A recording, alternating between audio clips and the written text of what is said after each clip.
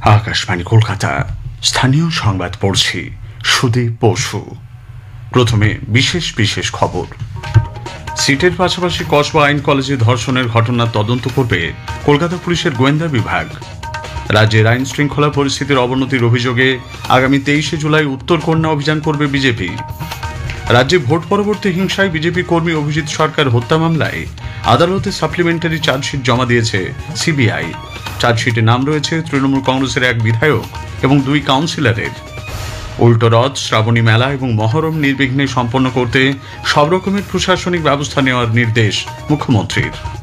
সক্রিয় মৌসুমী অক্ষরেখার কারণে আগামী 2-3 দিন রাজ্যের প্রায় সব জেলাতেই বিক্ষিপ্তভাবে বৃষ্টির সম্ভাবনা। আসছি বিস্তারিত সংবাদে। সিটের পাশাপাশি এবার কসবা আইন কলেজে ধর্ষণের ঘটনা তদন্ত করবে কলকাতা পুলিশের গোয়েন্দা বিভাগ। আজ দুপুরে কসবা থানা থেকে কেস ডায়েরি হস্তান্তর করা হয়েছে গোয়েন্দা বিভাগকে। উল্লেখ্য, এই ঘটনায় আগেই 9 সদস্যের বিশেষ তদন্তকারী দল সিট গঠন করে কলকাতা পুলিশ। গত 25শে জুন সাউথ ক্যালকাটা ল কলেজে ওই ঘটনার সঙ্গে জড়িত অভিযোগে 4 জনকে গ্রেপ্তার করা হয়েছে। ধৃত প্রাক্তন ছাত্র মনোজিৎ মিশ্র, প্রমিত মুখোপাধ্যায়, জয়ীব আহমেদ এবং নিরাপত্তারক্ষী পিনাকি বন্দ্যোপাধ্যায়ের বিরুদ্ধে অপহরণ, অনুমতি ছাড়া ছবি তোলা সহ আরও 6টি নতুন ধারা যুক্ত করেছে কলকাতা পুলিশ।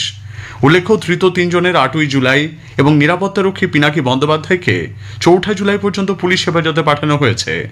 গণধর্ষণে অভিযুক্ত মনোজিৎ মিশ্রের বার কাউন্সিলের রেজিস্ট্রেশন বাতিলের সিদ্ধান্ত নিয়েছে রাজ্য বার কাউন্সিল। রাজ্যে আইন শৃঙ্খলা পরিস্থিতির অবনতির অভিযোগের পাশাপাশি নারী সুরক্ষার দাবিতে বিজেপি আগামী 23শে জুলাই উত্তরকন্যা অভিযান করবে। কসবা সাউথ ক্যালকাটা ল কলেজে গণধর্ষণের প্রতিবাদে এক সভায় বিরোধী দল নেতা শুভেন্দু অধিকারী একথা জানান।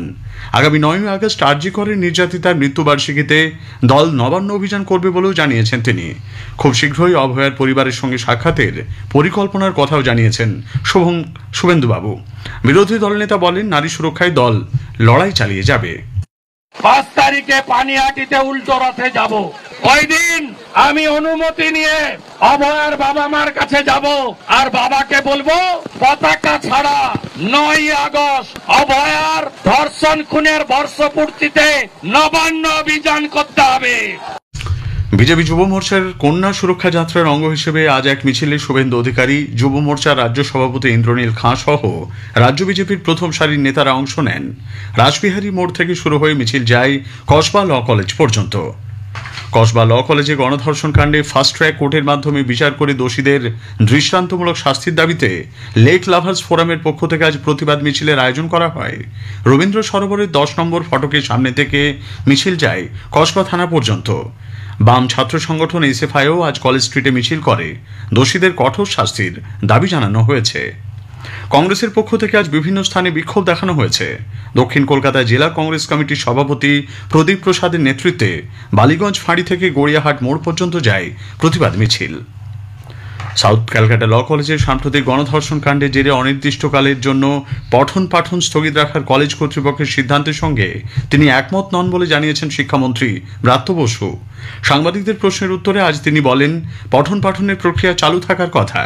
পরিচালন সমিতি কি ভেবে সিদ্ধান্ত নিয়েছে তা তিনি খোঁজ নিয়ে জানাবেন বলে জানিয়েছেন শিক্ষামন্ত্রী। রাজ্যে ভোট পরবর্তী হিংসায় কাঁকুড়গাছিতে বিজেপি কর্মী অভিজিৎ সরকার হত্যা মামলায় সিবিআই আদালতে সাপ্লিমেন্টারি চার্জশিট জমা দিয়েছে। 18 জনকে দোষী হিসেবে চার্জশিটে উল্লেখ করা হয়েছে। সেখানে নাম রয়েছে তৃণমূল কংগ্রেস বিধায়ক পরেশ পাল, তৃণমূল কংগ্রেসের 2 কাউন্সিলর স্বপন সমাদ্দার ও পাপিয়া ঘোষের। গত 30শে জুন এই সাপ্লিমেন্টারি চার্জশিট আদালতে জমা পড়েছে। কলকাতা পুলিশ কমিশনারের বিরুদ্ধে অতি সক্রিয়তা এবং রাজ্যে বিরোধী রাজনৈতিক দলের সাংবিধানিক অধিকার কেড়ে নেওয়ার অভিযোগে কলকাতা হাইকোর্টের দ্বারস্থ হয়েছেন রাজ্য বিজেপির সভাপতি সুকান্ত মজুমদার। কসবা আইন কলেজে ধর্ষণের ঘটনার প্রতিবাদে গড়িয়াহাটে বিজেপির বিক্ষোভ কর্মসূচি থেকে আটক করে সুকান্তবাবু সহ আরও কয়েকজনকে লালবাজারে রাতভর আটকে রাখার পুলিশ কমিশনারকে চিঠি লেখেন তিনি। তার উত্তর না মেলায় আদালতে গেছেন সুকান্তবাবু। এদিকে কেন্দ্রীয় প্রতিমন্ত্রী সুকান্ত মজুমদারের উপর হামলার ঘটনায় স্বাধিকার ভঙ্গের প্রশ্ন তুলে রাজ্য সরকারের কাছে নোটিশ পাঠিয়েছে লোকসভা সচিবালয়। সেদিনের ঘটনার বিবরণ সবিস্তারে জানতে চাওয়ার পাশাপাশি দক্ষিণ 24 পরগনার পুলিশ সুপার রাহুল গোস্বামী এবং ডায়মন্ড হারবার সদর মহকুমার পুলিশ আধিকারিকের বিরুদ্ধে অভিযোগ লিপিবদ্ধ করা হয়েছে। বিজেপি রাজ্যসভার সাংসদ তথা রাজ্য মুখপাত্র সমীর ভট্টাচার্য আজ রাজ্য বিজেপির সভাপতি পদে মনোনয়ন দাখিল করেছেন। আজ দুপুরে বর্তমান সভাপতি সুকান্ত মজুমদার এবং বিধানসভায় বিরোধী দলনেতা শুভেন্দু অধিকারীকে সঙ্গে নিয়ে সমীর ভট্টাচার্য মনোনয়নপত্র দাখিল করেন। দুপুর 2টো থেকে বিকেল 4টে পর্যন্ত মনোনয়ন পর্ব চলে। স্ক্রুটিনি হয় বিকেল 4টে থেকে 5টা পর্যন্ত। এই পদের জন্য আর কেউ মনোনয়ন জমা না দেওয়ায় সমীর ভট্টাচার্যের বিজেপির রাজ্য সভাপতি হওয়া এক প্রকার নিশ্চিত বলে মনে করা হচ্ছে। রাষ্ট্রীয় পরিষদের সদস্য পদে মনোনয়ন জমা দিয়েছেন 60 জন। আগামীকাল সায়েন্স সিটিতে এক অনুষ্ঠানে প্রাক্তন কেন্দ্রীয় মন্ত্রী রবিশঙ্কর প্রসাদের উপস্থিতিতে নতুন বিজেপি রাজ্য সভাপতির নাম ঘোষণা করা হবে। তৃণমূল কংগ্রেস সরকার ও প্রশাসন নদিয়ার কালীগঞ্জে তামান্না খাতুন খুনের ঘটনাকে লঘু করতে চাইছে বলে প্রবীণ কংগ্রেস নেতা অধীর রঞ্জন চৌধুরী অভিযোগ করেছেন। আজ কালীগঞ্জের মোলান্দিতে অধীরবাবু নিহত শিশুটির পরিবারের লোকেদের সঙ্গে কথা বলেছেন। হত্যাকারীদের বিচার চাওয়ার পাশাপাশি মুখ্যমন্ত্রীকে পরিবারটির কথা শোনার অনুরোধ করেন তিনি। বাংলার মুখ্যমন্ত্রী, আপনার কাছে আমার দাবি, আপনি অন্তত তামান্নার পরিবারের কাছে এসে তাদের সঙ্গে মিলিত হন, তাদের কাছে শুনুন, তারা কি দাবি করছে জানুন, তবে একটা বাংলার মুখ্য দায়িত্ব পালন করা হয়। এই এলাকার মানুষ কয়েকদিন আগে আপনার পার্টিকে জিতিয়েছে, তাই আপনার একটা নৈতিক দায়িত্বের মধ্যে পড়ে এই তামান্না মতন ফুলের মতন একটা শিশু, বাংলার একটা ঘরের মেয়ে, তার এই মৃত্যুর কারণে তার পরিবারের প্রতি সমবেদনা জানাতে তাদের বাড়িতে এসে তাদের দুঃখ, যন্ত্রণা, ক্ষোভ আপনার শোনা উচিত বলে আমি মনে করি। এদিকে কালীগঞ্জ বিধানসভা উপনির্বাচনে জয়ী তৃণমূল কংগ্রেস প্রার্থী আলিফা আহমেদ আজ বিধায়ক হিসেবে শপথ নিয়েছেন। রাজ্য বিধানসভার নৌসর আলী কক্ষে তাঁকে শপথ বাক্য পাঠ করেন অধ্যক্ষ বিমান বন্দ্যোপাধ্যায়। স্থানীয় সংবাদ শুনছেন আকাশবাণী কলকাতা কেন্দ্র থেকে। আসন্ন উল্টোরথ, শ্রাবণী মেলা এবং মহরম তিনটি ধর্মীয় কর্মসূচি নির্বিঘ্নে সম্পন্ন করতে সব রকমের প্রশাসনিক ব্যবস্থার জন্য মুখ্যমন্ত্রী মমতা ব্যানার্জি নির্দেশ দিয়েছেন। নবান্নে আজ এক উচ্চ পর্যায়ের বৈঠকে তিনি এই মর্মে একাধিক পদক্ষেপের কথা বলেছেন। উল্টোরথ এবং মহরমের অনুষ্ঠান মাত্র একদিনের ব্যবধানে হওয়ায় আইন শৃঙ্খলার ক্ষেত্রে যাতে কোনো রকম শৈথিল্য না থাকে সে বিষয়ে পুলিশ প্রশাসনকে বাড়তি সতর্কতা অবলম্বনের নির্দেশ দেন মুখ্যমন্ত্রী। পাশাপাশি স্পর্শকাতর এলাকায় বিশেষ সক্রিয় নজরদারি রাখতে প্রশাসনের শীর্ষকর্তাদের নির্দেশ দেওয়া হয়েছে। বৈঠকে শ্রাবণী মেলার প্রস্তুতি নিয়েও বিশেষ আলোচনা হয়। 10ই জুলাইয়ের পর থেকে ওই মেলা শুরু হচ্ছে। এদিকে তারকেশ্বরের শ্রাবণী মেলা উপলক্ষে পুণ্যার্থীদের যাতায়াতের সুবিধার্থে পূর্ব রেলের হাওড়া ডিভিশন জুলাই ও আগস্ট মাস জুড়ে হাওড়া তারকেশ্বরের মধ্যে বিশেষ ট্রেন চালাবে। রবি, সোম এবং উৎসবের দিনগুলিতে এই বিশেষ ট্রেন চলবে।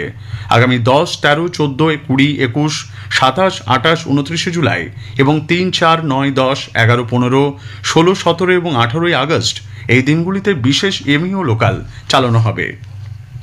পশ্চিমবঙ্গ রাজ্য কারিগরি এবং বৃত্তিমূলক শিক্ষা ও দক্ষতা উন্নয়ন পর্ষদের অধীনে বিভিন্ন কারিগরি শিল্প প্রশিক্ষণ কেন্দ্রগুলিতে কর্মরত চুক্তিভিত্তিক এবং আংশিক সময়ে নিযুক্ত প্রশিক্ষকদের বেতন বাড়িয়েছে রাজ্য সরকার। প্রশিক্ষকদের বেতন 13,500 টাকা থেকে বেড়ে হল 17,000 টাকা। নতুন বেতন 2025-এর 1 জুন থেকে কার্যকর হবে। সমকাজে সমবেতন, বেতন বৃদ্ধি, সামাজিক সুরক্ষা, স্থায়ী কর্মী নিয়োগ সহ 17 দফা দাবি নিয়ে কেন্দ্রীয় ট্রেড ইউনিয়ন ও ফেডারেশন আগামী 9 জুলাই দেশজুড়ে ধর্মঘটের ডাক দিয়েছে।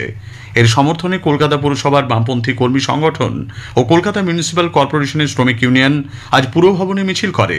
এদিকে আগামী শুক্রবার বিভিন্ন দাবি দাওয়া নিয়ে দুই সংগঠন 2টো থেকে 4টে পর্যন্ত কর্মবিরতির ডাক দিয়েছে। অন্যদিকে সুপ্রিম কোর্টের নির্দেশ মেনে রাজ্য সরকারি কর্মচারীদের অবিলম্বে মহার্ঘ ভাতা প্রদান এবং এআইসিপিআই অনুসারে মহার্ঘ ভাতার দাবিতে 4 জুলাই 2টো থেকে 4টে পর্যন্ত কর্মবিরতি ঘোষণা করেছে রাজ্য সরকারি কর্মচারীদের সংগঠন confederation of state government employees Paschimbanga.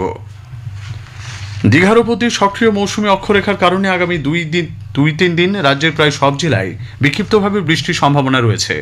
Jalpaiguri এবং আলিপুরদুয়ার জেলায় অতি ভারী বৃষ্টি হতে পারে। এদিকে আজ কলকাতা সহ দক্ষিণবঙ্গের বেশ কিছু জেলায় বিক্ষিপ্তভাবে মাঝারি থেকে ভারী বৃষ্টি হয়েছে। আলিপুরে বিকেল 5:30 পর্যন্ত 32.4 মিলিমিটার বৃষ্টি রেকর্ড করা হয়েছে। শেষ করার আগে স্থানীয় সংবাদের বিশেষ কিছু অংশ আরও একবার। সিটের পাশাপাশি কসবা আইন কলেজে ধর্ষণের ঘটনা তদন্ত করবে কলকাতা পুলিশের গোয়েন্দা বিভাগ। রাজ্যের আইন শৃঙ্খলা পরিস্থিতি অবনতির অভিযোগে আগামী 23 জুলাই উত্তরকন্যা অভিযান করবে বিজেপি। রাজ্যে ভোট পরবর্তী হিংসায় বিজেপি কর্মী অভিজিৎ সরকার হত্যা মামলায় আদালতে সাপ্লিমেন্টারি চার্জশিট জমা দিয়েছে সিবিআই। স্থানীয় সংবাদ শেষ হলো। এরপর খেলার খবর 8টা বেজে 10 মিনিটে।